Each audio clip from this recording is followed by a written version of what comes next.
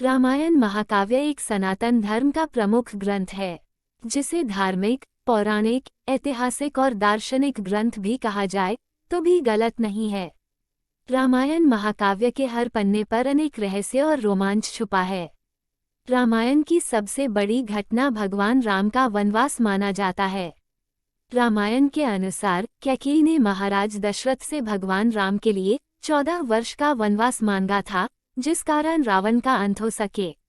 लेकिन इसकी वजह आप जानते हैं कि कैकेयी ने राम के लिए पूरे जीवन के बजाय मात्र 14 वर्ष का ही वनवास क्यों मांगा।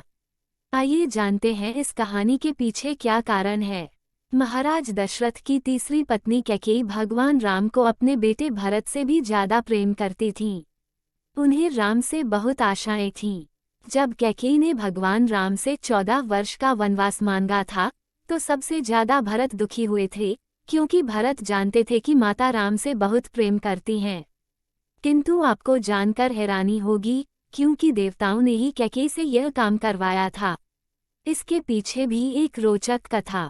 विवाह से पहले ही कैकेयी महर्षि दुर्वासा ऋषि की सेवा किया करती थीं। कैकेयी की सेवा से प्रसन्न होकर महर्षि दुर्वासा ऋषि ने कैकेयी का एक हाथ वज्र का कर दिया और कैकेयी को आशीर्वाद दिया कि भविष्य में भगवान तुम्हारी गोद में खेलेंगे। समय का पहिया घूमता रहा और कैकेयी का विवाह राजा दशरथ से हो गया। एक समय की बात है कि स्वर्ग में देवासुर संग्राम शुरू हो गया। तब देवराज इंद्र ने राजा दशरथ को मदद के लिए बुलाया, किंतु रानी कैकेयी भी महाराज दशरथ की रक्षा के लिए सारथी बनकर देवासुर संग्राम में पहुंच गईं। लेकिन युद्ध के दौरान महाराज जी के रथ के पहिए की कील निकल गई, तभी रथ लड़खड़ाने लगा। ऐसी स्थिति में कैकेयी ने कील की जगह अपनी उंगली लगा दी और महाराज दशरथ की जान बचा ली। जब राजा दशरथ को पता चला कि कैकेयी ने युद्ध भूमि में किस साहस का परिचय दिया, तो वह बहुत ही प्रसन्न हुए और 3 वरदान मांगने के लिए कहा। रानी कैकेयी ने उस समय प्रेमवश यह कह दिया कि इसकी कोई जरूरत नहीं है, अगर कभी जरूरत पड़ी तो मांग लूंगी। कैकेयी ने राजा दशरथ को इसी वरदान के जाल में फांस लिया और भगवान राम के लिए 14 वर्ष का वनवास मांग लिया। लेकिन 14 वर्ष के लिए ही वनवास क्यों मांगा, इसके पीछे भी कई राज।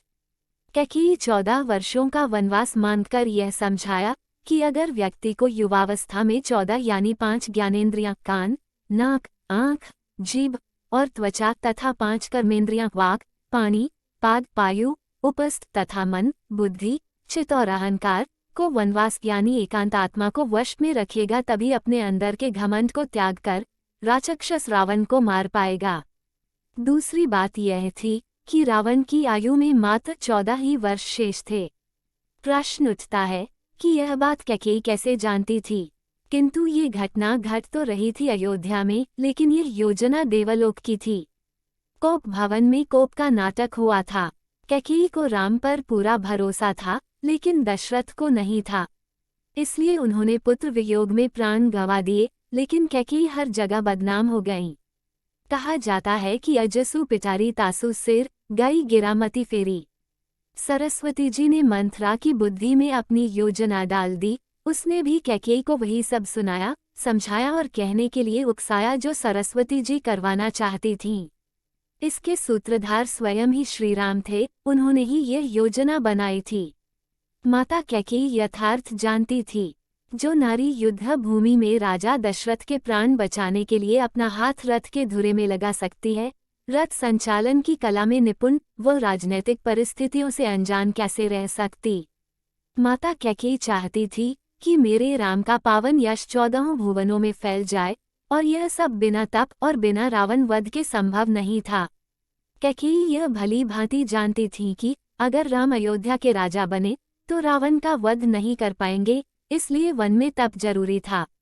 कैकेयी चाहती थी कि राम केवल अयोध्या के ही राजा न बनकर रह जाएं, वह चाहती थी कि विश्व के समस्त प्राणियों के हृदयों के सम्राट बने।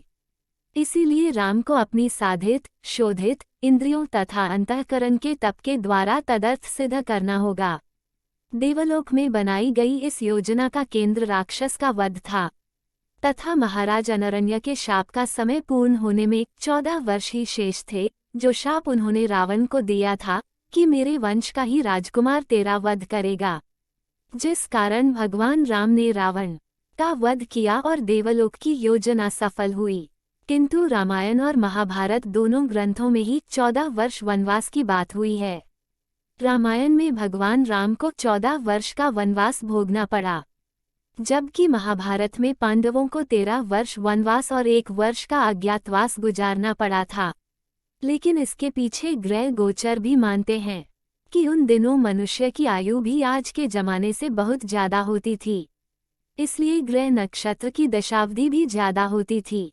शनि चालीसा में लिखा है कि राज मिलत बन राम ही दीन्हा, कैकेयी की मति हरी लीन्हा, यानी शनि की दशा के कारण कैकेयी की मति मारी गई और भगवान राम को शनि की समयावधि में वन वन भटकना पड़ा, और उसी समय में रावण पर भी शनि की दशा चली और रावण राम के हाथों मारा गया। किंतु शनि ने अपनी दशा में एक को कीर्ति दिलाई, दूसरे को मुक्ति। मित्रों, कहानी अच्छी लगी हो तो लाइक शेयर और सब्सक्राइब करना ना भूलें। धन्यवाद।